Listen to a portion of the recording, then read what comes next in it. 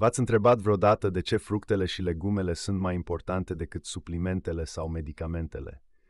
Ei bine, fructele și legumele sunt esențiale pentru sănătate, deoarece oferă nutrienți în forme naturale și ușor de asimilat. Ele conțin vitamine, minerale și antioxidanți, care acționează sinergic, sprijinind regenerarea celulară și întărind sistemul imunitar. Fibrele alimentare prezente în aceste alimente reglează digestia, hrănesc microbiomul intestinal și asigură o absorbție graduală a zaharurilor. Enzimele vii din fructe și legume facilitează metabolismul, sprijinind procesele digestive și detoxifierea naturală. Mai important este că fructele și legumele conțin molecule de oxigen bioactiv, preluate din pământ și din apă, ce au un rol fundamental în sănătatea celulară. Aceste molecule speciale de oxigen susțin procesele de oxigenare celulară, îmbunătățesc respirația celulară și combat stresul oxidativ. În plus, oxigenul biologic prezent în fructe și legume contribuie la vitalitatea celulară și regenerarea țesuturilor. Și asta, într-un mod pe care suplimentele sintetice nu îl pot reproduce.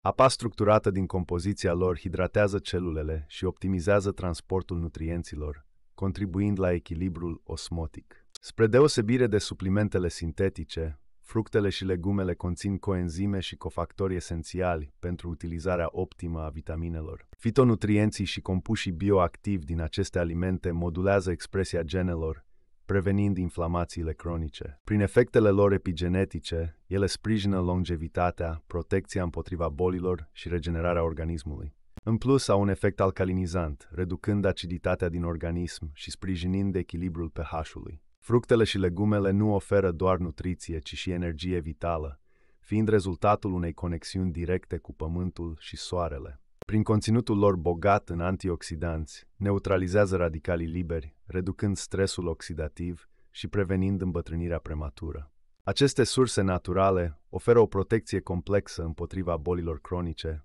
promovând longevitatea și vitalitatea. Astfel, ele devin nu doar hrană, ci și un limbaj sacru al naturii, care comunică direct cu nevoile profunde ale organismului uman.